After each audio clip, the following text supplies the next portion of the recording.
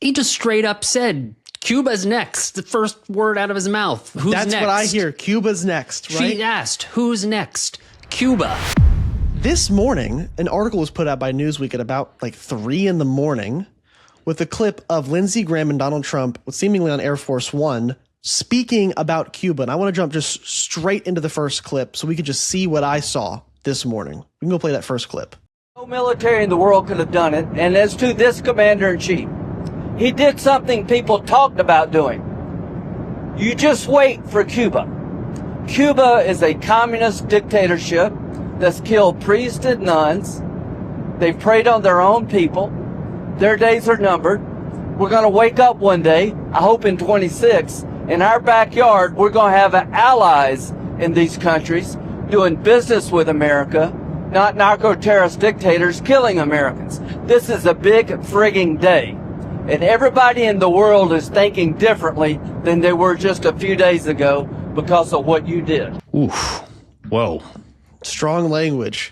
Just you wait for Cuba is what he had to say. That's the first thing I saw this morning. We were talking about whether is Cuba going to be next? Are they on that list? This is hard concrete evidence, it seems.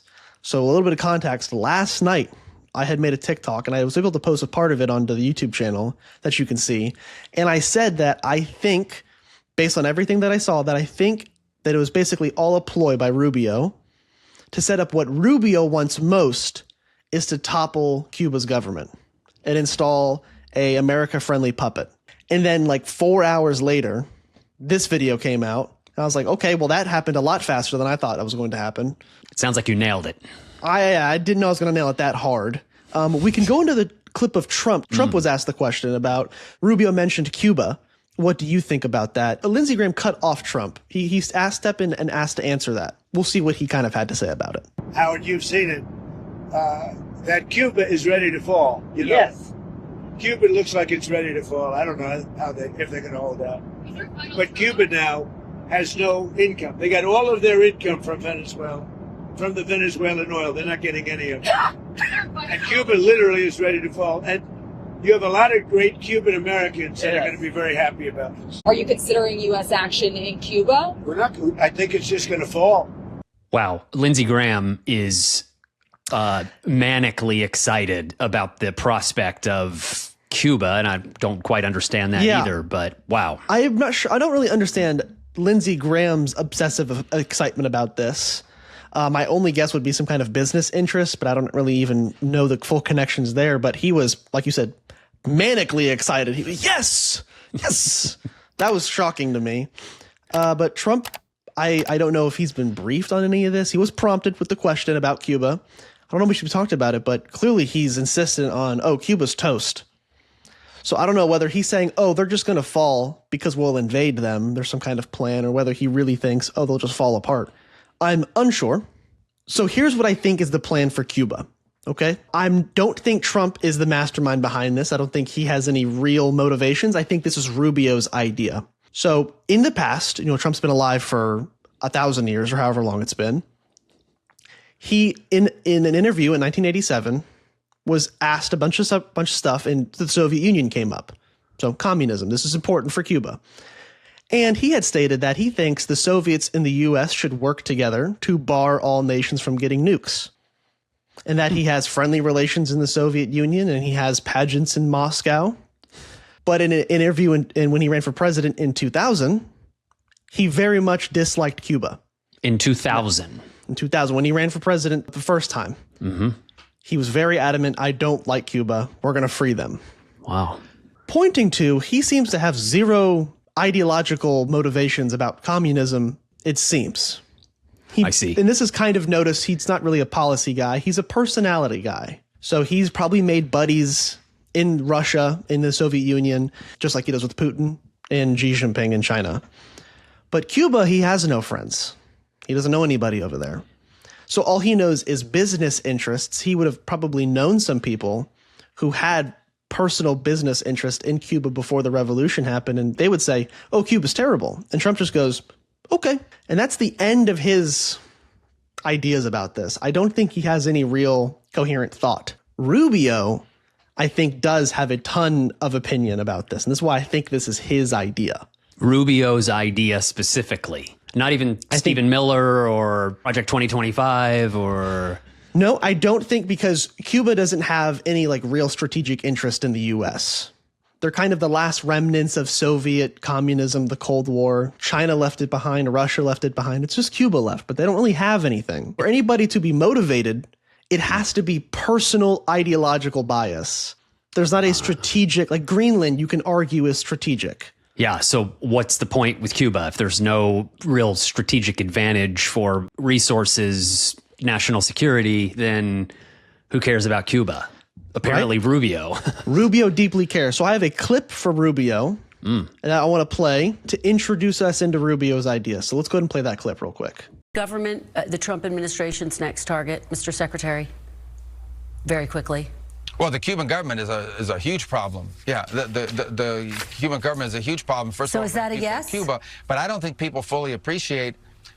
I think they're in a lot of trouble, yes. I'm not going to talk to you about what our future steps are going to be and our policies are going to be right now in this regard, but I don't think it's any mystery that we are not big fans of the Cuban regime, who, by the way, are the ones that were propping up Maduro. His entire, internal security force, his internal security apparatus is entirely controlled by Cubans. One of the untold stories here is how, in essence, you talk about colonization, because I think you said Dulce Rodriguez mentioned that. The ones who have sort of colonized, at least inside the regime, are Cubans. It was Cubans that guarded Maduro. He was not guarded by Venezuelan bodyguards. He had Cuban bodyguards. In terms of their internal intelligence, who spies on who inside to make sure there are no traitors, those are all Cubans. Oh, he just straight up said, Cuba's next. The first word out of his mouth. Who's That's next? What I hear. Cuba's next, right? She asked, who's next? Cuba was the Cuba first. is next. Whoa. So to connect that, what Trump said this morning, so let me lay it out a little bit. Rubio pitches Trump, hey, we're going to invade Venezuela for oil, just to convince Trump to do it. Trump goes, as the big energy guy, he goes, hell yeah, let's do it. It gives Trump a reason to justify the Venezuela invasion or whatever. Whatever it ends up being, the kidnapping of Maduro. Trump sees, oh, there's no consequences to whatever I do. We have a big, strong military. I'm a big, strong president. I can do whatever I want to. And the people around him are doing nothing but encouraging all of this as well. Okay. Yes, exactly. So Rubio sets all this up. He tees all this up because he picks a country that's a pariah. Venezuela has no real friends. China's a friend. Russia's a friend, but not really. Not really in like a I like Venezuela and more of an I'm an anti-US country. So he sets all this up to boost Trump's ego. To put down the real plan, which is he wants Trump to have the confidence to give the green light on an invasion of Cuba. Whoa. Because it might have been a harder pitch to Trump. Yeah. Because what's in Cuba? I don't care about Cuba. Right. Why but if Trump's all hopped up. Yeah. Excited about pitch. Yeah. Excited about a successful Venezuelan. Rubio is tying Cuba almost like Cuba is responsible for what's going on in Venezuela, and we can't complete the job until we also topple, invade, I don't know, Cuba. What is Rubio's obsession with Cuba? Is he Cuban? He's Cuban, and he was born in the U.S., but his family is from Cuba. His parents were born there, and they left Cuba in 1959. So the revolution doesn't happen until 59, and any of the real oppression by Castro or anything that people like to claim, his parents would have already been gone. He was born in Miami about 10 years after his family got here. And because what he views as probably his Cuba and around other Cubans who fled Cuba after the revolution were typically like business owners or massive farm owners, like wealthy people. So they hate Cuba and what it's become. So Rubio grows up around this. So he was really indoctrinated to kind of hate the Cuban government as it's been operating for the last 80 years now. Yes. Well, his mother contacted him a bunch and was like, please be kind to immigrants. We were immigrants.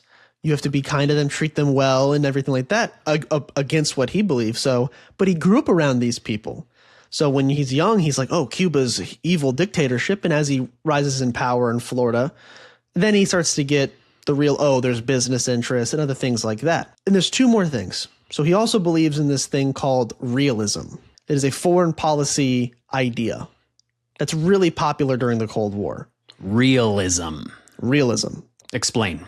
It's pioneered by a guy named Mearsheimer. And basically, it's kind of, we explained it in previous videos, is it's your sphere of influence belongs to you. That also means every nation and their government belong to you. So the Soviets had the Eastern Bloc. They're allowed to do whatever, whenever, however, and we will just kind of let it be. Just like the US had Europe and South America, and the Soviets will kind of just let it be. In the same way we treat China with the South China Sea. Russia's trying to do the same thing. Monroe Doctrine is the same thing for us. The Donroe Doctrine now. The Donroe Doctrine, right? So Rubio believes that the Western Hemisphere belongs to us. It's ours. So he's fully on board with the concept of the Donroe Doctrine and the Western Hemisphere. 100%. He's 100% bought into that. He's always been. And that came from, it looks like, his upbringing from when he was a little, even littler Marco than he is now. Yeah, little Marco, little Marco. Always with the thinking of, because he grew up Cold War, of course. He grew up, I guess, hating communists and obviously hating the Cuban government. So now here we are with the full expression of this childhood kind of indoctrination. Exactly. Wow. And in the Senate, he was particularly hawkish, even among Republicans. Very much favoring intervention, very pro-intervention. So again, it makes sense that he's a person who already individually, innately likes intervention, military intervention, and he believes we can totally dominate the Western Hemisphere, and he personally hates Cuba. So when you put all those three together, what do you get? Somebody whose political mission in life is to topple the Cuban government by any means necessary. That's a very compelling argument. Yeah, and likely if he were to win the presidency in 2016, this would have already happened, but he lost, obviously, to Trump. So what's the next best thing? I'll just be the Secretary of State, and we'll do it that way. We'll just trick the president into doing it. I mean, honestly, Trump is behaving like a puppet for all the people that are pulling his strings, right? He may have some general concepts of what he wants, but really, it's money and power. All the details of how that happens, I think, is mostly irrelevant to Trump. Yes. So if they're in his ear saying, you got to get Venezuela, and then, oh, look how good that went. Now let's go get Cuba. And it kind of, Trump will just kind of go along with it. If he thinks it makes him big and smart, I'll do whatever you want. He's all over the place. So he'll go with whichever way the money flows. I was going to say whichever way the wind blows, but the money flows. That's a good one. I think whichever way the money flows, I think he'll just go with that. Definitely Cuba. Yeah. And so to touch on a little bit of maybe Rubio's motivations, it's pretty popular here that a lot of Cubans fled the revolution. And this is, I want to touch just a little bit at a touch of history for anybody who's interested. I think it is a little bit important. Good. So Rubio's family left before anything really happened with the revolution. So Castro had been arrested in the 50s, along with a bunch of other revolutionaries. So they were in prison, and this was at the height of the Batista dictatorship. And I have some stats I'll read to you. So in the late 50s, U.S. financial interests owned 90% of Cuban mines, 80% of its public utilities, 50% of the railways, 40% of the sugarcane production, and 25% of all bank deposits in Cuba were by U.S. institutions. To top it all off, 90% of all arable land in Cuba was owned by U.S. interests. What? This was pre-Castro? Pre-Castro. So all of this was happening, and this was because Castro was a lawyer in Cuba, right? So he was a young lawyer, and he sees all this happening, and he's like, my country's being sold out. At the time, so Batista's living large in Havana. He's super uber wealthy, bought in with all these U.S. interests, and there's basically people starving to death out in the Cuban countryside. Massive economic hardship is occurring. Massive economic hardship. Yes. So when Castro comes to power, a part of it is we're not going to sell out our nation anymore. You're not allowed to own massive chunks of this nation and let people who work for you make 3 cents a day. You can't do that. Wow. So the people who fled Cuba were not regular people, just regular people who work a job, like almost everybody watching. It was somebody who owned a sugar plantation. And I use plantation with all the connotation you associate with the word plantation. Wow, no kidding. Even right? even in the 50s. Even in the 50s in Cuba. So when they fled, these are sugar plantation owners. So obviously, they're going to hate the people who's like, I can't have my plantation anymore. And this is who Rubio grows up around. This is who he knows. Those people. That's who his mother, that's who they... Exactly. He would have only met the people who lost massive amounts of wealth in land. That's all he would have known. So that would explain why he so rabidly, despite his mom seeming like actually a relatively nice lady, from comments I saw, why he's so rabidly anti-Cuba. Sure. Because he associates it with stealing and theft and like dictatorship. Yeah. And that context also helps me to understand Kennedy, Bay of Pigs invasion, in the early 60s. I could see why they would want to get Castro out of power right away and try to return all those American interests back to America, because Castro was not going to allow that anymore. Wow. Yeah, Wild. It was about $1 billion worth of property and assets owned and invested in Cuba. Back then. Jeez. The Cuban Missile Crisis, the Bay of Pigs, all this happened right after the revolution. Early 60s. All those business interests. Early 60s, right? And this peaked with something called Operation Northwoods, which happened March 13th, 1962. So it was a proposed false flag organized by the Department of Defense. So the U.S. generals got together in a big room and said, we're going to plant bombs in cities in Florida. We're going to blow up and do terrorism to our own citizens. This is real? This is real. There's documents. You can pull it up. You can look up and you can read Operation Northwoods. Whoa. The plan was to then, after however many thousands or tens of thousands of citizens were killed in Florida, blame Castro, to then unleash a complete and total land invasion of Cuba. Okay, I get it. So, this was after Bay of Pigs. Bay of Pigs fails. Yep. So they say, I know what we'll do. We need to get more justification to get more troops. Let's kill tens of thousands of Americans. Blame Castro. Then we'll invade. Then we'll have enough troops. Kennedy says no. The only person who said no. Really? Kennedy did not greenlight it. It made it to Kennedy? It made it to Kennedy. That sounds Every other person on the way was like, yep. That sounds like some sort of a black ops thing, the kind of thing that a president wouldn't even be aware of, some sort of clandestine.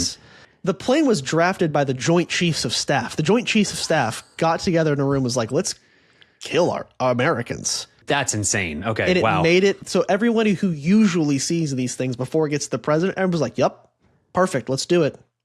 Kennedy said no. Okay, wow. Thank you, Kennedy. And that's crazy. Yeah, so that's a little fun fact. So, little bow in the knot of why I think this is a terrible plan to begin with. Cuba is not Venezuela.